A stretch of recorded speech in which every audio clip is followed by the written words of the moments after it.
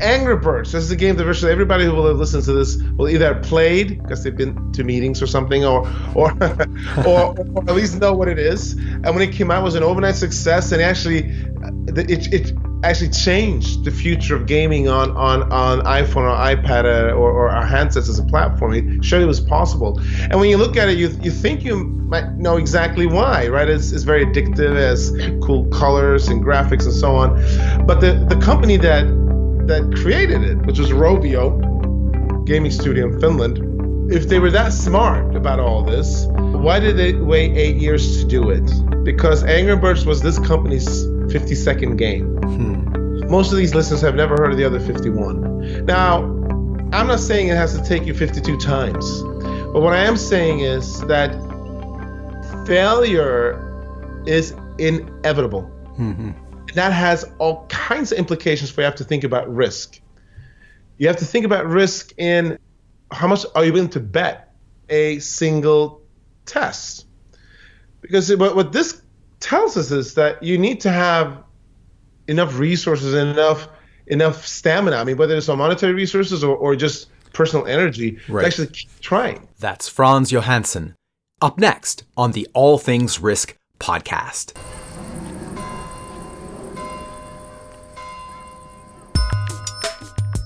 We're back with another episode of the All Things Risk podcast. I am Ben Catania, your host.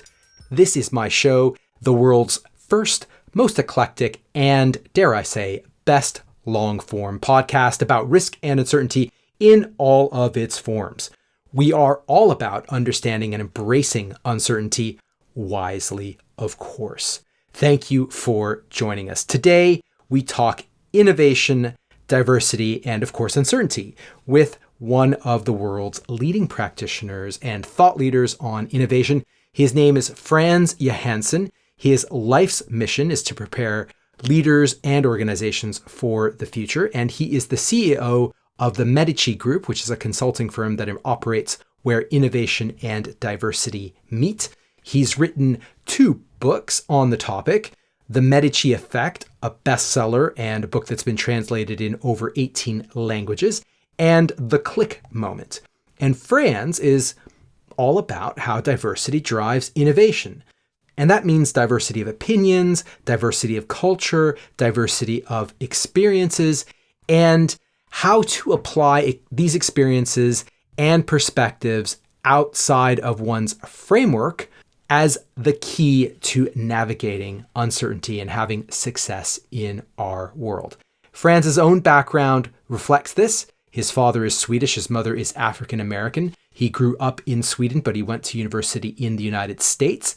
And he took time out of his busy schedule to record this episode. And I have to say, it is awesome. It's a wonderful conversation. We discuss innovation with reference to things like Picasso, what a UK hospital learned from Formula One, Angry Birds. We get into failure and risk, how to innovate and test ideas. We talk about contrarian views. We talk about gut instinct, how to blend the rational with emotions, and Frans's own approaches to decision-making, as well as a ton more. So let's get into it. Here is Frans Johansson. Enjoy.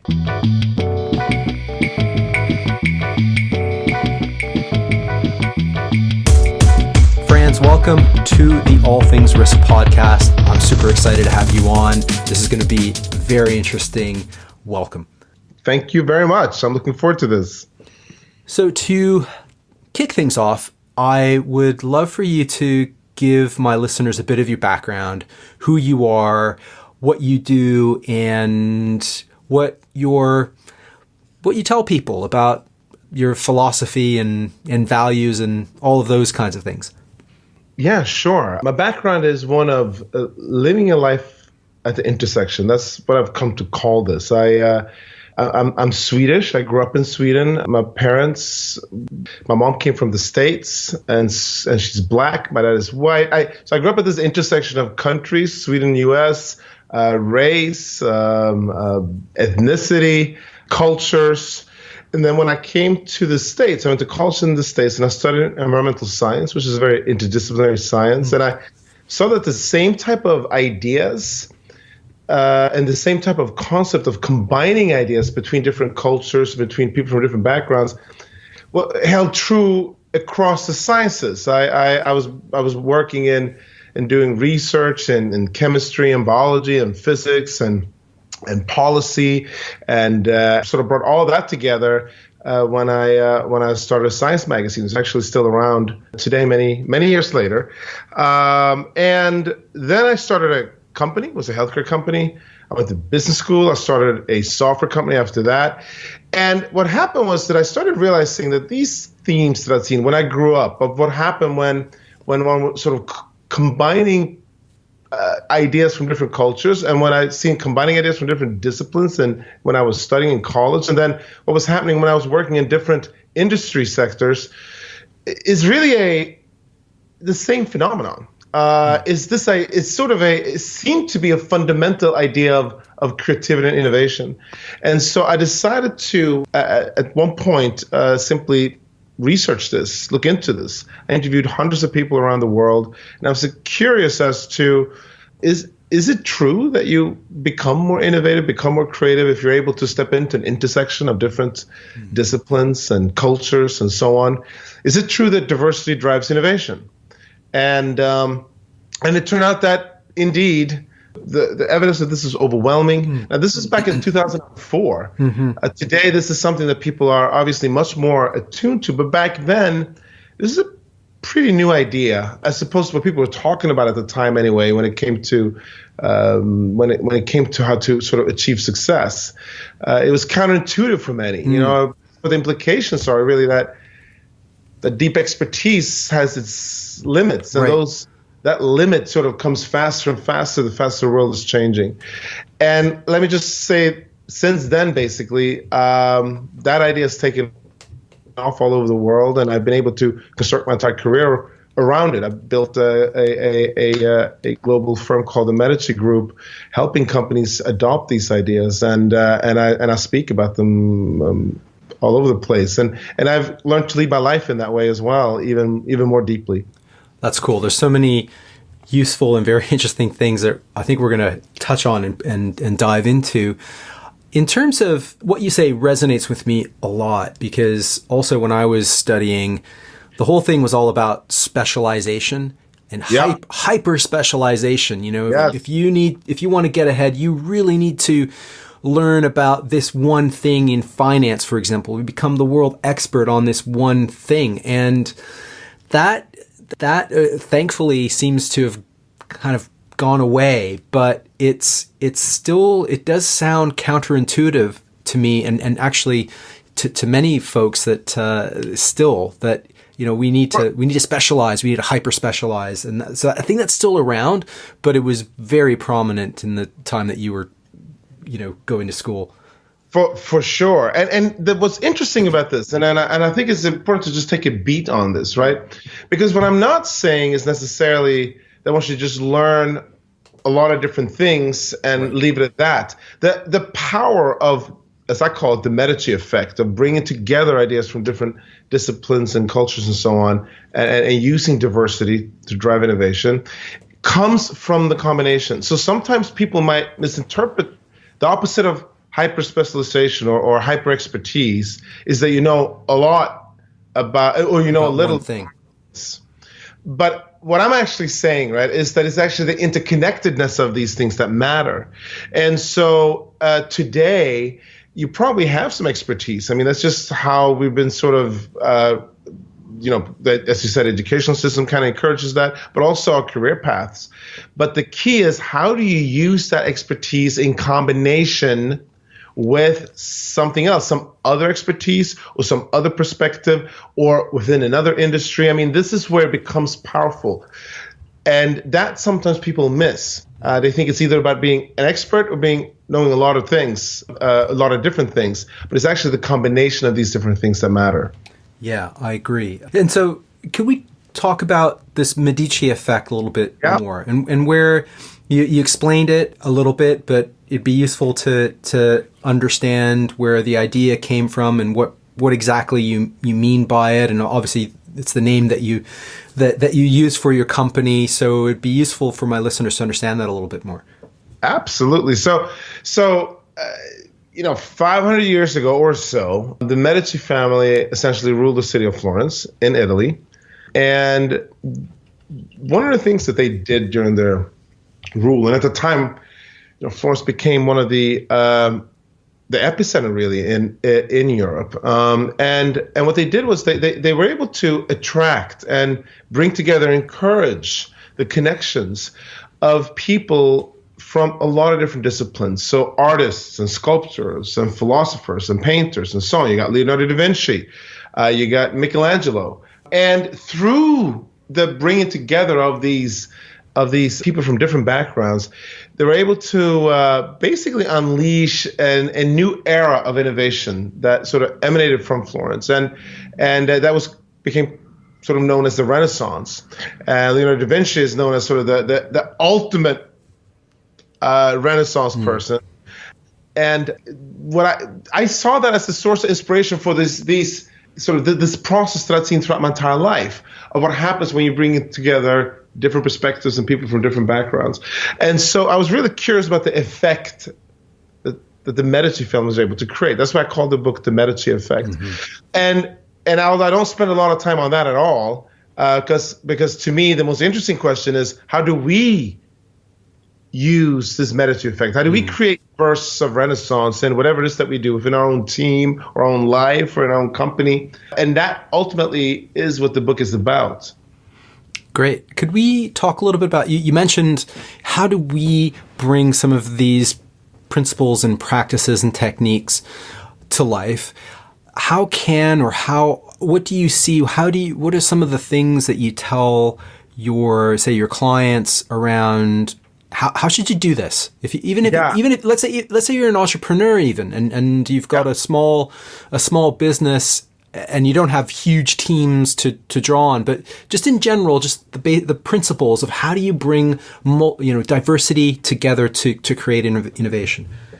I mean, it's a great question, because the foundational idea is about bringing together difference, okay, and then being inclusive of this difference. So that plays out differently, whether you are an entrepreneur in a small startup, or whether you are a large multinational, or whether you're a university or whatever. So it expresses itself a little bit differently. So I'll just share a few examples, right? I mean, if you're looking to start a company, if you have started a company, generally speaking, the instinct is to look at, what are my competitors in this space? What are they doing? And maybe what can I do a little bit better than them? Okay, how do I tweak this out or edge this out? And maybe we think the same way even as we compare ourselves to other people around us. But actually, that's not what's going to really make the difference. For you, the real difference comes from doing something that actually is sort of genuinely different. It is something that either doesn't exist, or if it existed, it just looks very different because it may have existed in another industry before, in another form. And so, okay, fine, people will say then, I get it. Tweaking this existing concept or idea or product or whatever it is not really going to be the thing that will help me set myself apart. But how do I come up with these other ideas? I mean, how do I come up with these game changers? How do I come up with the thing that's going to help me differentiate, help me stand apart? And that's where this diversity comes in. Instead of then looking at, as we tend to do, within our field or within our industry, or rely on the people that sort of are in our obvious immediate network, which tends to be closely correlated to our cultural background, we have to try to make this connection across. And so I'll just share some examples from that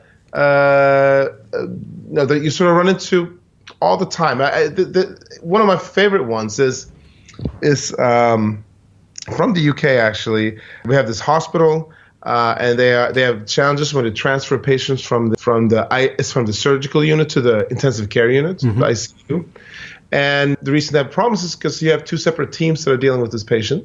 And so that sometimes leads to errors or flaws, and those flaws are sometimes actually lethal. So the hospital's trying to solve this. The obvious way for the hospital to solve this would be to look at how have other hospitals solved this, like what's best practices. They didn't. Instead, they teamed up with McLaren to understand what happens to the pit stop crew in a Formula One car race. Now, here's all kinds of lessons also they could draw from how they were coordinating, collaborating, communicating, and were able to fairly quickly drop the error rate, drop the flaws within this hospital. It's a really terrific example. Another one, Ahida Sinetti, traditional Muslim woman, moves to Australia. And basically in Australia, she moves from Lebanon to Australia. And she realizes that, the dress code there, if you're going to the beach, is very different for most Australians compared to for traditional Muslim women. Well, what do you do about this? And so she asked herself, can I combine my traditional Muslim culture with the Australian beach culture? Can I combine a burqa with bikini? And she created the burkini, which is essentially a sort of burqa out of high-performance material that is spread all over the world and launched, now entire sort of sports lines. You're combining ideas from different fields and industries. You're combining ideas from different cultures with people from different backgrounds. You have a better shot of standing out.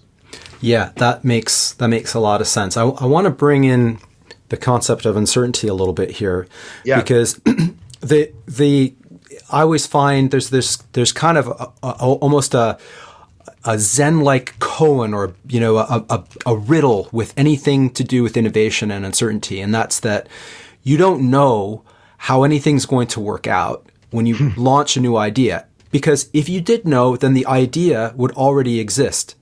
So that's right. You're always working in that space of, I don't know if this is a good idea or not. I don't know if this is going to work or not, which means that you're going to have ideas that fail.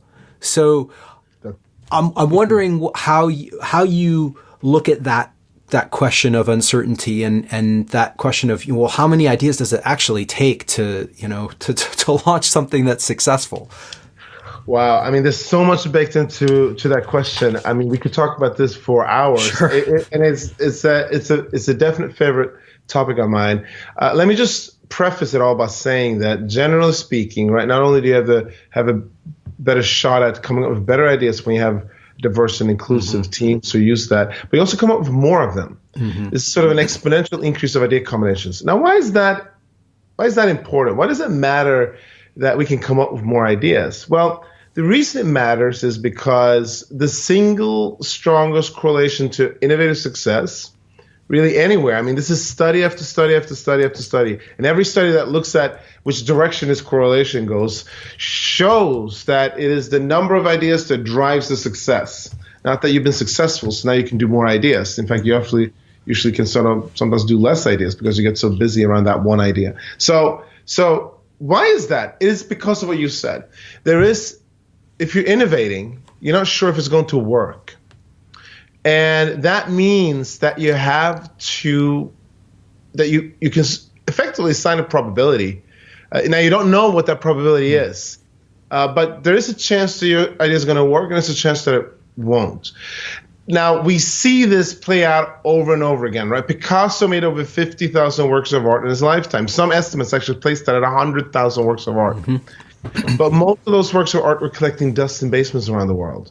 And the reason why was because they sucked. And we don't like to think of Picasso that way because we only focus on those pieces that really made it. But even within that, right, when the Met in New York decided to do a Picasso exhibit, they basically basically took over the whole institution, and they had 1,000 pieces from Picasso in there. 1,000.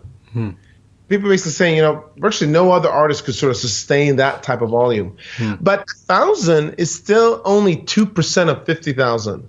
Wow. So from that perspective, it's a 98% failure rate. And this is what plays out over and over again. Angry Birds. This is a game that virtually everybody who will listen to this will either have played because they've been to meetings or something, or at least know what it is. And when it came out, it was an overnight success. And actually, it actually changed the future of gaming on iPhone or iPad or our handsets as a platform. It showed it was possible. And when you look at it, you think you might know exactly why, right? It's very addictive, it has cool colors and graphics and so on. But the company that created it, which was Rovio gaming studio in Finland, if they were that smart about all this, why did they wait 8 years to do it? Because Angry Birds was this company's 50-second game.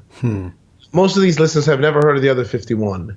Now, I'm not saying it has to take you 52 times, but what I am saying is that the failure is inevitable. And that has all kinds of implications for you have to think about risk.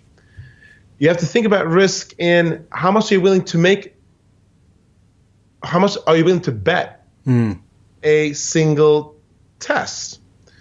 Because what this tells us is that you need to have enough resources and enough stamina. I mean, whether it's on monetary resources or just personal energy to actually keep trying.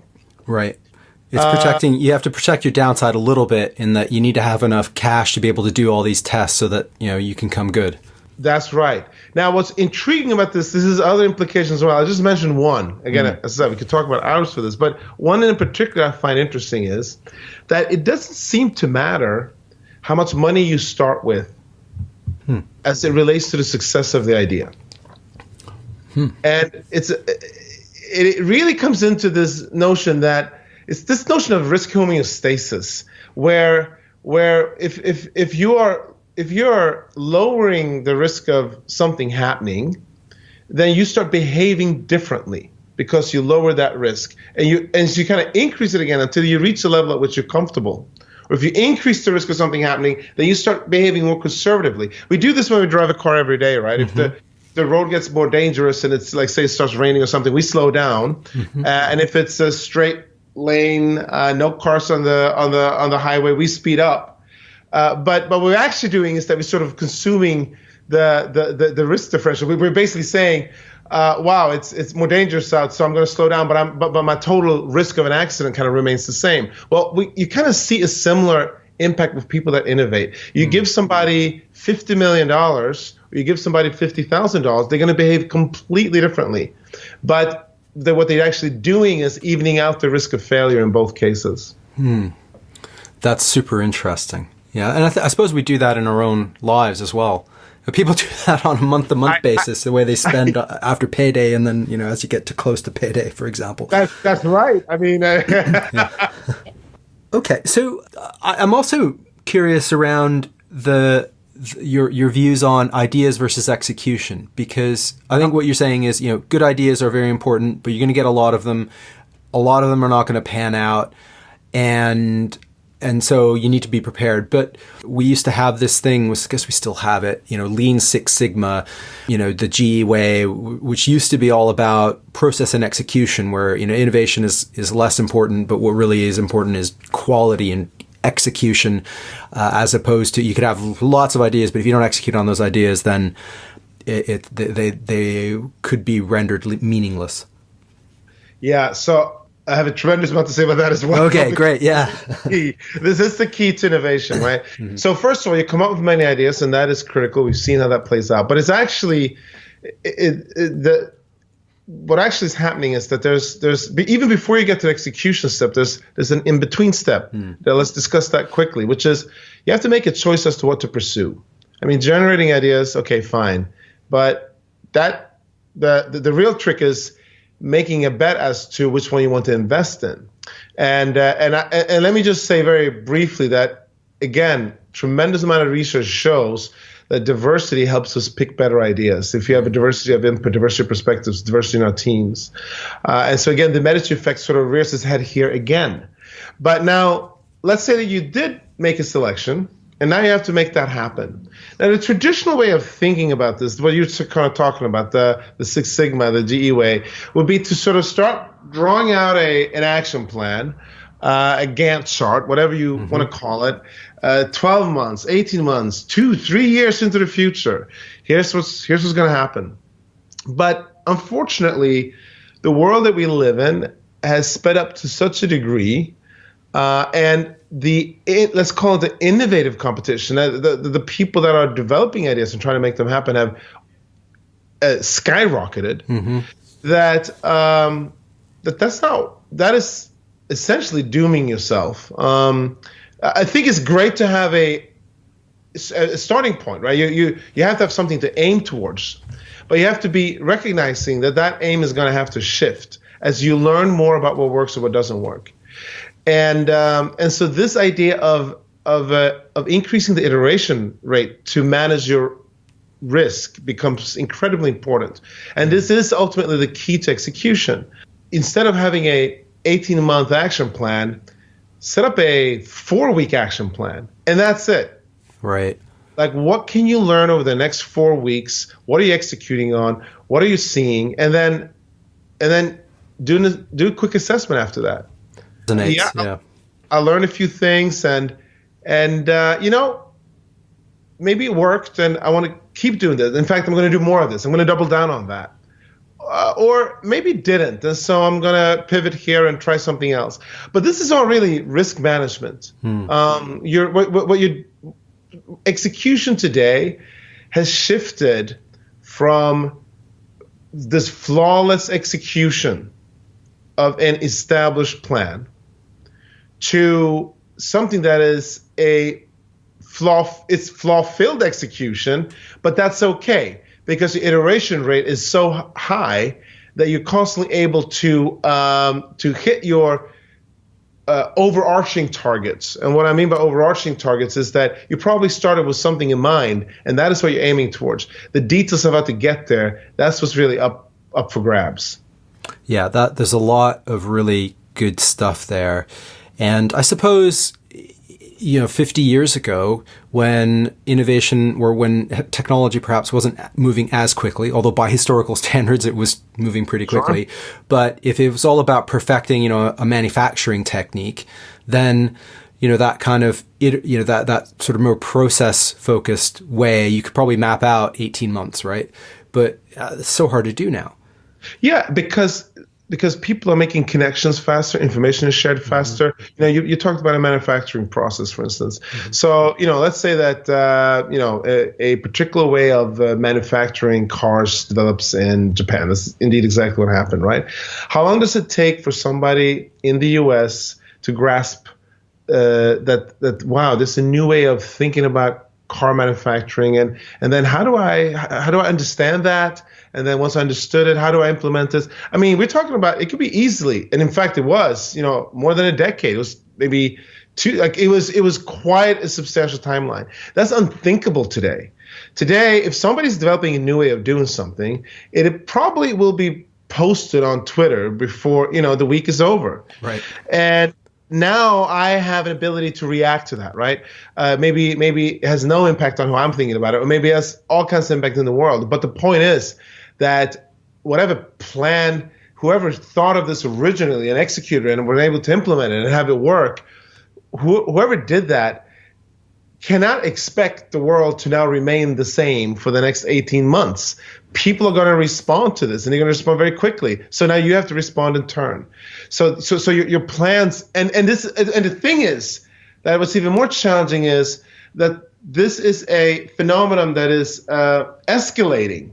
Mm-hmm. So I sometimes, when I give keynotes around the world on this topic, I talk a bit about the world that Serena Williams lives in and the world that the rest of us live in. And Serena Williams, right, one of the most formidable tennis players who's ever lived. And she, her success can be kind of traced to, in part, this idea of the 10,000-hour rule, which really says that you become the best in the world at something by practicing for 10,000 hours or more at that thing. And she's a perfect example of that. But there's something special about the world that Serena operates in. It's a world where the rules have effectively been locked. Mm-hmm. She cannot step onto the tennis court and start playing with ice hockey puck. Right. That doesn't work.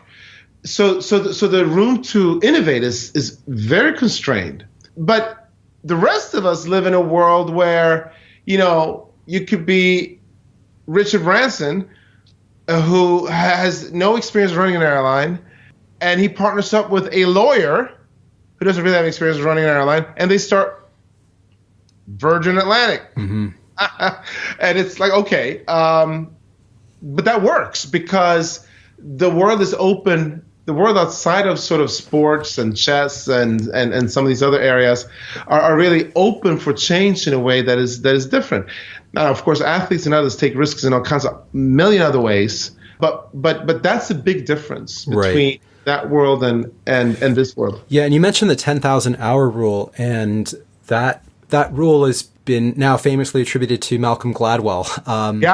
And my understanding of it now is that actually it's, that's kind of a base, but doesn't necessarily mean that, for some people it might be 40,000 hours. For someone like Serena Williams, maybe it's only 5,000 or 7,000. And so for elite athletes or some people, you could practice for 100,000 hours and still maybe not attain anywhere close to those heights. But but I think it speaks to your same point that there's, at that level, there's some raw material that all these elite athletes have, and they've kind of all shaped it within those rules of that sport. But for the rest of us, we may have other advantages that maybe it's not playing tennis for 10,000 hours that will lead to success. It might be loads of other things. Well, what to me is interesting about this is that because the rules in the normal world aren't locked, it gives us tremendous ability to innovate and to do so quickly. Because here's what I'm really talking about. It is this fact that if you have something that you feel that to some level of depth, I'm not even necessarily talking about world-leading expertise here. I'm talking about something that you feel that you're reasonably skilled at. Whatever that is. Might be a craft. It might be the fact that you do analysis well. You're a banker. Whatever it is. I mean, you have something though that you consider a skill. Now, in all likelihood, you have all kinds of other folks that have this skill as well. And so what's really interesting is if you're able to take that skill and intersect it with something else, and in the course of doing so, create something new. Because here's what the truth is about that. If you're able to do that, now you are the world-leading expert in this thing because it's new. So I like to say that, only partially in jest, that it takes 2 months to become an expert. And what I mean by that is that if you're able to take something that and you're able to intersect it, combine it with something else to create a new, unique intersection, a new, unique concept, right? Then that has accelerated your journey to sort of worlding expertise. And many people sometimes miss that, right? They think that the way to get there is to keep on going in within their field, which of course is a pathway. It is absolutely possible to do. It's just a lot tougher. It is, yeah. There's only so many people that can be the very best at anything. That's right. Right.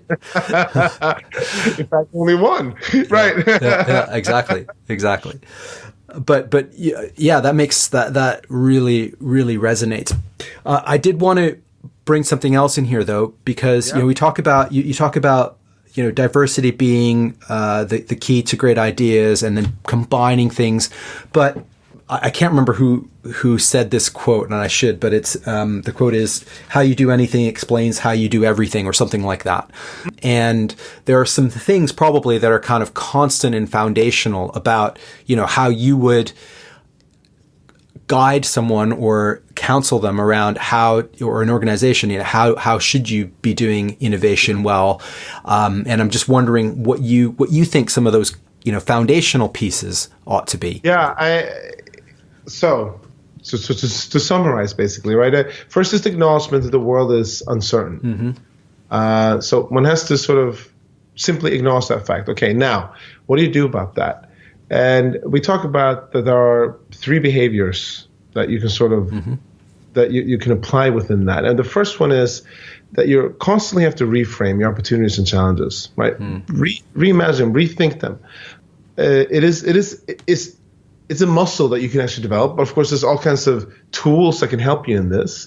I talk about a number of them already in here today. Maybe you bring in diversity in the conversation. Mm-hmm. You're adding that to a meeting. You're reversing the assumptions about a particular challenge that you have to find unexpected solutions. But you're constantly reframing. The second one is what we call an SES, so the smallest executable step, and that is that once you have sort of an idea that feels different, in a big or small way, you have to test it. Mm-hmm. You're not sure if it's going to work or not. And we discussed this earlier on this podcast. And then the last behavior is what we call dynamic allocation of resources, or DAR. Okay. That means if it does work, you start focusing on that and to build it out. And so those are the three, like reframing, SESing, as we call this, the testing, and then the dynamically allocated resources. And underneath all of that sits diversity and inclusion. It's this idea that all of those things are better off by adding diversity and inclusion in how you think about it and do it. I have a quote from you that I came across as I was preparing for this that I really quite like, which is, You mentioned on a video I watched that opportunities arise when your contrarian views align with your gut instinct. And I like that idea. I like that because I think it also it aligns with what you just said there. And I think when dynamic allocation of resources, you kind of slowly put a few more eggs in the baskets that seem to be kind of working. But at the same time, just having something that's different doesn't necessarily mean it's going to work. No. So I was wondering if you could explain that quote a little bit more. Mm-hmm. That's a great quote. I'm glad that I said it. Yeah. And I do talk about this, right? So opportunity. So what do I mean by that? Opportunities rarely arise if you have points of views that everybody else has as well. Yeah. I mean, because most likely those opportunities are already being pursued, or if they, right? So either is already happening or it's about to happen, because lots of people have this notion. So that suggests that if you have a contrarian point of view, something that you feel differently than what most people feel, then okay, now you have something where probably not a lot of people are working on this problem or solving this or thinking about it in this way. Great. But now you run into another problem, which is, well, what if it's just a bad idea? I mean, the reason I'm thinking about this is because it just it just sucks. I mean, it's not good. Yeah. Okay. So now you need something else to it. And that is where this gut check comes in. What I mean by that is, it's a word that I use to encapsulate a few things, but it's really a way to try to escape a logical analysis of the opportunity. It's a way to tap into emotion. It's a way to tap into something that really brings together a mix of life experience, a reflection of that life experience, and so on. That's what that is going for. And if you feel that this contrarian opinion of yours, if you feel strongly about it, if you feel that this actually is something here, then now you have something that actually provides an opportunity. You could still be wrong, as we discussed, but here's where I see the greatest opportunity. And there's one more reason why. You're likely to run into obstacles. What is going to give you the wherewithal to get through these obstacles? Again, this is the fact that you have a sense of passion or a strong emotion for this idea, that it feels right in your gut, and not just through some numbers that you ran, because that is not really going to carry the day when you start running into not just the naysayers, but the early failures as well. Right. That's interesting. But sometimes our gut feelings can betray us, but if no doubt, but if something that's rooted in experience, I think anytime that a gut feel is rooted in experience, then there's something there. But if it isn't, or it might betray you as well. But it's a very interesting concept. I quite like it. Yeah, and I just what I'm trying to do is get away from this notion that we are able to. we're able to sort of simply assess our way and analyze our way to an answer at a time. Yeah. It's a problem. I mean, first of all, it just takes time. And second, when we do that, we arrive at a number, whatever that number is, right? In cell, W18, here's the number of this Excel spreadsheet, and it looks this way, and now it tells us what to do. Now, what that suggests, I mean, certainly, I'm not saying that there's no need for Excel spreadsheets. Obviously, all kinds of things have been calculated that way. But if you're looking to try to figure out what to do about an idea that is new or different, that is likely to betray you far more often than going on a gut check. And here's the only time that I believe a spreadsheet like that has true value. It is if that is what you need to get to your gut check, right? So you just need it for your own comfort. You need something to get going. And if for some people it's the fact that a friend tells you, do it. For other people it's the fact that the spreadsheet tells them, do it. But in both cases, it's still gonna have to come down to you. And how you feel about it, because what you're trying is new and different. I love that. And I love that for so many reasons. But one of those is kind of a very basic human reason. And that is, even if you talk to people that are scientists, right, about something, where does a hypothesis actually come from? Yes. Where does something might work or not. It has to come from somewhere, and that's all I find a little bit mysterious still. And we have to tap into that sense of wisdom, that sense of curiosity, because without that, nothing new would happen. So there's always going to be some drip, some feed in from somewhere that you quite don't know where. It's probably coming from some, at a deep subconscious level, from some, I don't know, childhood experience or whatever. But you're probably never going to fully be able to map it out.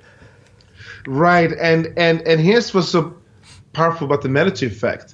What the Medici Effect actually accomplishes is that it supercharges these types of moments for you, where because what you're really trying to do is by exposing yourself to difference, by exposing yourself to diversity of perspectives, backgrounds, people, you are now constantly taking what you know, and it is ping-ponging between these conversations. As long as you're seeking for this, right? I'm not talking about the casual sort of being simply an observer of information, but an active connector of information.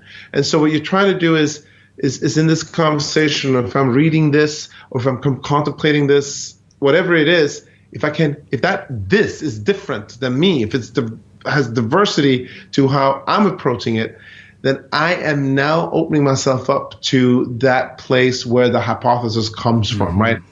Here's a new insight. And I couldn't have gotten it even if I'd spent another month focusing on this within this narrowly defined field. Right. And you can never predict where that is going to come from. That's right. But the more that you have, well, I guess what you're saying, and I don't want to put too many words in your mouth, but what you're saying is the more that you can expose yourself to diverse opinions, people, etc., the more exposure you get to those things, the higher the likelihood that those kind of aha moments will arise. That's right. Could we talk about you wrote this other book called The Click Moment? What is the click moment? Yeah, so many of the ideas that I've been talking about here so far in this podcast is really a mix between the Medici Effect and the click moment. I could essentially say this. In the Medici Effect, I really studied and looked for this idea that diversity drives innovation, that by combining ideas from different fields and cultures, you have a better shot at coming up with something groundbreaking. But there was one area that I talked about, but didn't really explore more deeply, which was that these idea combinations tend to be effectively random, right? You can't really go in and predict ahead of time exactly which combinations are going to make the most difference. So my second book, The Click Moment, really used that as a platform to leap into the world of the unexpected, the world of uncertainty, of serendipity, of randomness. And it makes a pretty radical claim, which is that most success in companies and in careers in life are effectively serendipitous or random. It doesn't appear that way because we as humans are exceptional at piecing together a narrative post facto, after the fact. But when we step into it, when we look ahead, it's not going to play out the way we thought. And to me, it challenges this notion of planning. It challenges the notion of analysis. It challenges all these notions, but simply saying that increasingly the world is becoming more uncertain, more unexpected. So now this fact that success is driven by that is becoming increasingly true. So the book first establishes that indeed is the case. I basically deconstruct many of the success stories that we've seen today, and I trace them back to more unexpected, serendipitous moments. And then I look at what can we do about it? What does that imply for us? How do we think about then capturing the unexpected when it happens? Right. There's no formula for absolute success, is there? I don't believe there is. Mm-hmm. I believe that there is formula for higher than average success. Right. Okay. Work hard tends to get you, you can work hard. Increases the likelihood. Yep. You develop a skill set somewhere. Okay. That tends to also work. Have a social network and grow that. If you do those three things, then you're improving the shot of success a bit above average, but that's about as well as we can do. Right. The rest of it comes from the other actions that we take, and that means that we have to invite effectively variability. We have to invite difference into our lives, and then we have to pounce on it when we feel that something has happened that works for us, that works in our favor. Yeah, couldn't agree more with that. And I think this is where a lot of organizations and individuals kind of get things confused or wrong. There's a thing called the survivorship bias. Not sure. Yes. Which is, so-and-so made it, so I have to be exactly like that person. Yeah. Whether it's, we mentioned Richard Branson. So, you're not going to become Richard Branson by going back and just repeating, because you didn't start out as Richard Branson. So you won't be, but no, and eating his breakfast every day isn't going to get you, isn't going to do the thing for you or whatever it is. That's right. And actually in the Click Moment, I explore a number of different stories like that. One interesting case study that I was kind of exploring in the book was Sony, that went up against and they had in the 70s and early 80s they had there was the VHS war. That was the VHS videotapes was how everybody was watching movies and recording movies at the time. But it was actually another system as well, which was Betamax, which was Sony's system. So it was VHS versus Betamax in a warfare, and VHS won out. And in part they won out, actually, not just in part. The dominating factor why they won out was because Sony did not allow adult movies to be on Betamax, but it just did. And so now the video rentals have crushing network effects. No video store really wants to carry two formats. They want to carry one. Yeah. So the second it starts feeling like one format is going to win over, it sort of just tends to accelerate the winner. So here's VHS. Okay, great. Now, Sony goes into another format war in the 2000s. And this was Blu-ray versus HD. This was called then. And HD was, I believe, Panasonic's. I can't remember exactly, but I think it was Panasonic's. And Blu-ray was Sony's. And again, Sony said, you know what? No Blu-ray for adult movies. And people like you would see it in Wall Street Journal and Business Insider, Business Week, Fortune. Wow, they're making the same mistake again. Well, the result was probably going to be the same. Of course, it wasn't. Blu-ray won out. Because the world had changed. We're not playing the same game. The world today, and these are big implications for Sony in both cases. But it doesn't make sense to say I'm just going to copy what I did last time to reach success, or what somebody else did, because nothing is the same. You're not the same. The world's not the same. The customers, clients, employees, partners, whatever, none of that is the same. It has changed. So you're actually, even when you think that you're repeating it, you're actually not really repeating it. We can't dip into the same river twice. Right. Yeah, that's so cool. That's so wise as well. I'd like to turn our attention to actually some of the things that you look at in your own, I guess, individual way of managing your life? Because we just talked about this a little bit, that right, if you drink the same green smoothie as Steve Jobs did, then you're not going to become Steve Jobs, right? And we get that a lot with things like morning routines. Like, oh, what is this person's Jack Dorsey's morning routine, or whatever. I'm going to become the next Jack Dorsey if I do that. But there are probably some things that you have, starting companies, mistakes that you've made, ways in which you approach uncertainty that you've now learned and that actually could be useful for my listeners. So I'm just curious about, for example, how do you make a big decision, a tough decision under uncertainty? Are there certain things that you've learned along the way in your life and career? Yeah, and let me also say this. I think that all those stories that you mentioned, I think they're great because viewed correctly, they should serve as a source of inspiration. Mm-hmm. Because when you're reading about what, for instance, what Jack Dorsey does in the morning, I don't think the purpose, it shouldn't be to copy it. Right. It should be to reflect upon it and say, well, is there something that I can sort of take out of this? But you need to make it your own. And if you make it your own, then you're effectively making it unique. Right. So let me frame it that way. And so yeah, back to me then. What is it that has been kind of guiding me in my in my life? I think for sure this idea, and the word passion gets overused. For some people, it's even lost its meaning. Mm-hmm.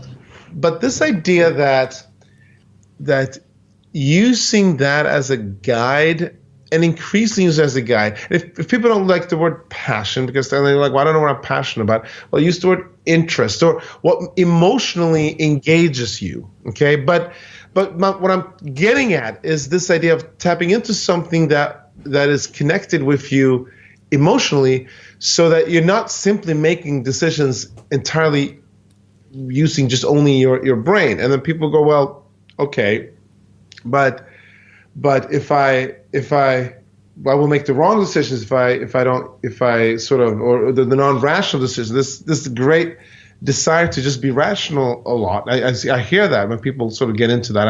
I looked at this, I analyzed it, and I figured out what I'm going to do next.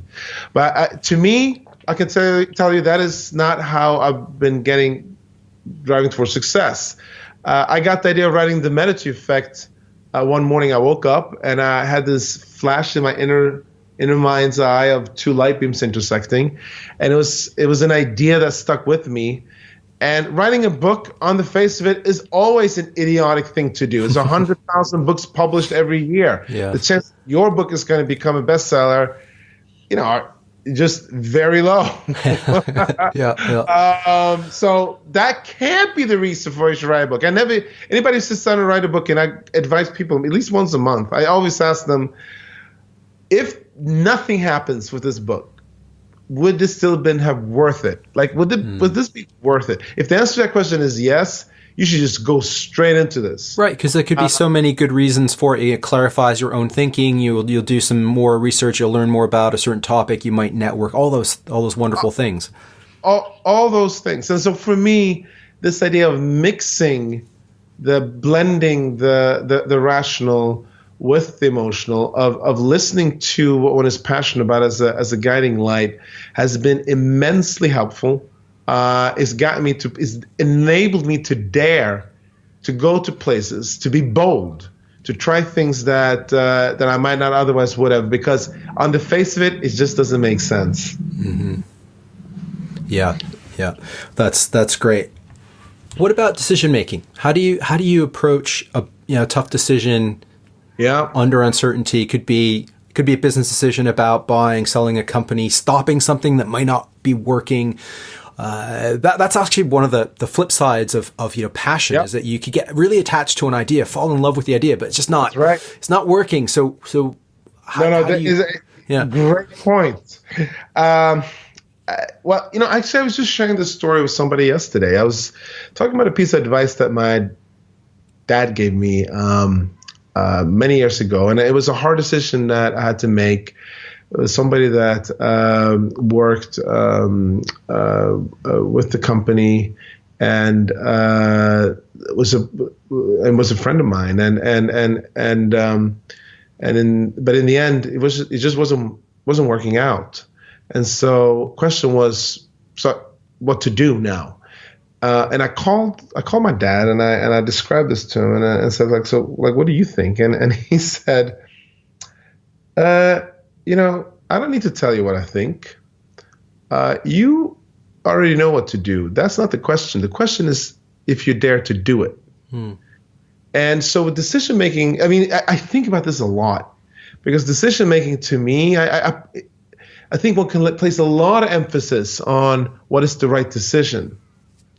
But actually the harder challenge around decision making is how brave you are in making the right one, particularly when it's hard. Because we probably know what it is. We probably know for a while, but we just haven't made it for a host of different reasons. So decision making to me is about courage and learning, which over the years, it takes a while. You have to go through. You have to kind of learn your lessons on this. At least that's what I had to do. But to me now, that's the focus. Am I at a place where I have the courage to make this decision?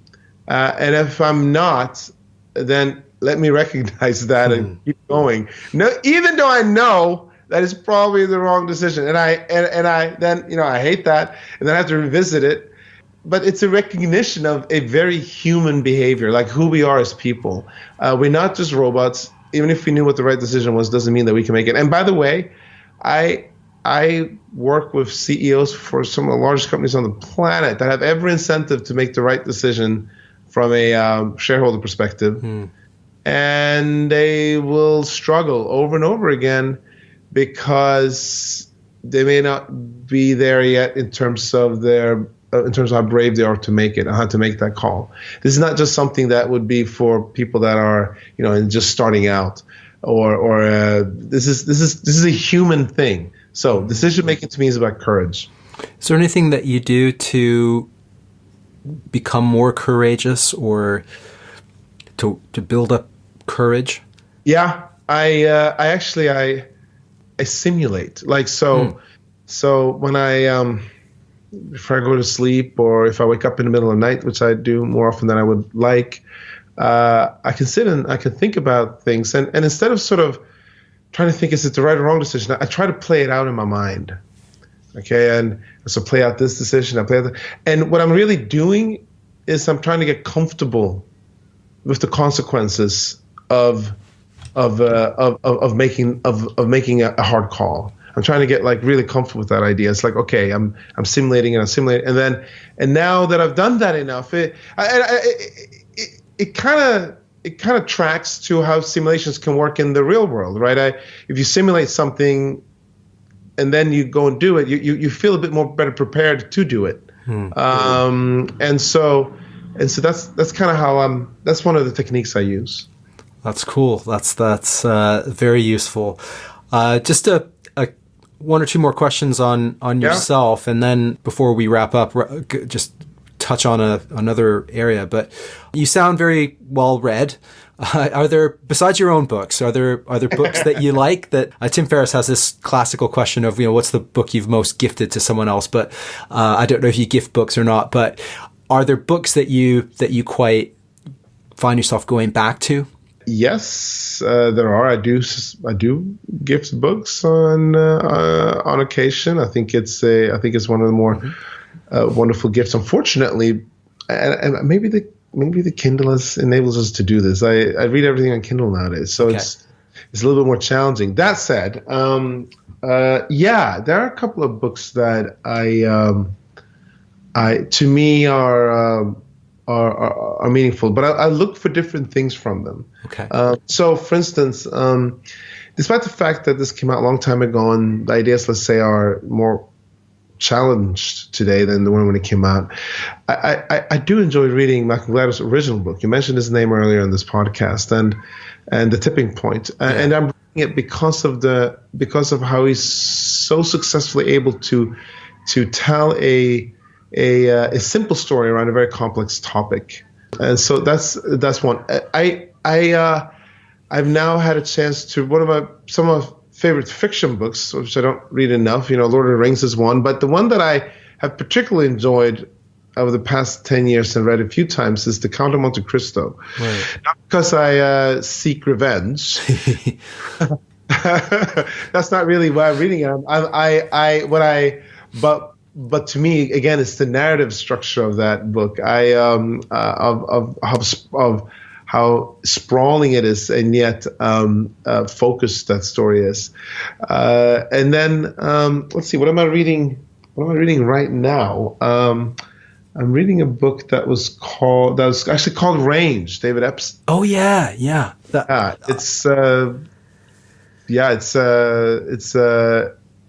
book has I think a lot to offer, and it's a book that very much aligned with the ideas of the Medici Effect. Absolutely. And so those are some things that have been really insightful for me. And then of course within the, as I call it, the trade. I mean, there's innovation books, so I think there's some of those that people should read. Right, The Innovator's Dilemma and books like that. Books like that. I think it's. Here's what I will say. For me, reading books, you look at different things and book at different times. I mean, sometimes you look for information, sometimes you look for inspiration. To me, the past couple of years, my emphasis has been on narrative. How do you tell an idea? How do you talk about an idea? How do you get somebody to buy into an idea or understand an idea? And that means that there's value in reading both nonfiction and fiction, because in both cases we try to do this. Now, why does that matter now? Now, I think I want to share that with the listeners. Mm-hmm. But it's because in an increasingly complex world, being able to tell a simple story matters a lot. Mm. And so narrative structures, how books are structured, and I mean other things as well, movies, etc. Like there is lessons from that one can pull, and certainly I've used them. I've employed them in my own work, in my own speaking, which I do a lot, or in my own writing. That makes a lot of sense. Story arcs are they're hardwired into us as human beings. We learn and retain things through stories. That's right. We do. I think that's great. That's great advice. I love all of that. Before we wrap up, I did want to just touch on one big picture area, which is, and it's a very broad, I guess, question really, or idea that we talk about diversity. You talk about diversity and diversity's strength. At the same time, we globally seem to be becoming more divided, as within countries and within cultures, and obviously not a good thing. But what is your take on the state of how we seem to be? Well, do you believe that we seem to be less becoming more divided, and what do you think some of the things that we can do as a society, as a culture, to overcome that? Just an easy question there, obviously. Yeah, it's that's a lot. Let me just say first, I'll give an answer in two parts. The first part is that long term, I'm quite optimistic. Mm-hmm. Long term, when I look at the trajectory of history, of how when humans started interacting, between different societies and tribes and so on, and we just draw a line from that to where we are today, the long-term trend is completely indisputable. I mean, people are we are connecting across differences over and over and over again, and at a far rapid rate than we've ever done at any time in history. And that is simply been an upward trajectory in that way. And so occasionally there are bumps on that road. There's temporary setbacks, but the long-term trajectory is, in my mind, without doubt. And in part it's because, I think it's entropy. I mean, this is thermodynamics. But if you have, things are going to keep mixing. Right. They're just going to keep mixing. This is physics. Eventually, everything will be sort of mixed in a way. So that's the long-term picture. So long-term, I'm optimistic. Now, that said, we are in one of these short-term, taking a step back eras right now. Whether we talk about in the U.S. with Trump, we can talk about the UK, of Europe, because Sweden. I grew up in Sweden, and you're seeing the same trend, and in Asia, Latin America, you're seeing the same trend across the board, which is more division, or more cause for division, I should say. And here's an interesting phenomenon that's playing out. It is this idea that it used to be that there were policies in place, if you go back to the 60s and 70s or 80s, that really that made sure that we were supposed to encourage diversity. Like, you cannot discriminate, for instance. We can't discriminate according to gender or race. So these are laws that were put into place, and then businesses had to sort of adjust to those. Today, we see the exact opposite. And what I mean by that is that if anything, you see these countries trying to create policies that might encourage divisiveness, but instead it's the businesses that are now fighting back. Right. Certainly in the U.S. Why are they doing that? Why are businesses fighting back on that? Well, because their need for innovation is sky high. It's a question of survival, and so they are not likely to take that lying down. So what does that mean in the context of today? I believe that the reason we have divisions in part comes from the fact that there's such little friction around how information is shared. We talk about this a lot. How does Facebook, for instance, play into this? This is probably a situation where it encourages us to create new tribes. Except these tribes don't have to be local to where I live in my sort of my neighborhood. It could be a global tribe that I want to be part of. But nonetheless, it encourages the tribal effect. But you also have something else going on, which is that the competitive nature of the world we're in today means that the innovation rate is going to keep on going up, and diversity drives innovation. It's a fundamental law of innovation. Therefore, you are going to see eventually this tide turn back. That's, I think, a great place to end it, wrap things up. But before we do, actually, Frans, for my listeners who really like what they've heard, I'm sure they will, where can they follow you, learn about the Medici Group, anything that you wanted to share, helping my listeners connect with you? Absolutely. The easiest would be I'm on LinkedIn, so you can look me up, Frans Johansson. There's a Twitter feed as well. But I have a website where there's more information, and we're launching all kinds of new things. And we have a community, a global Medici Effect community that is growing rapidly around the world. So that's the way to engage with these set of ideas. And the way to get to that is the MediciGroup.com. So that's TheMedici group.com. And that's where you can learn more about the work that we do at the Medici Group, and you can learn about the Medici Effect community, which we launched just earlier this year. It's exploded. We have universities, companies, accelerators from all over the world that are sort of adhering to the principles of the Medici Effect, and excited about them and have lived them. So those are places you can go. Sounds amazing. Really, I'm sure you'll get people taking you up on all of that. Before we go, was there anything that you wanted to mention that we didn't get a chance to talk about? No, let me just say that I thought this was a terrific conversation. I really enjoyed it. Thank you so much. I enjoyed it as well. Thank you, Frans. This was great. Thank you so much. All right. I hope you found that as interesting and as insightful as I did.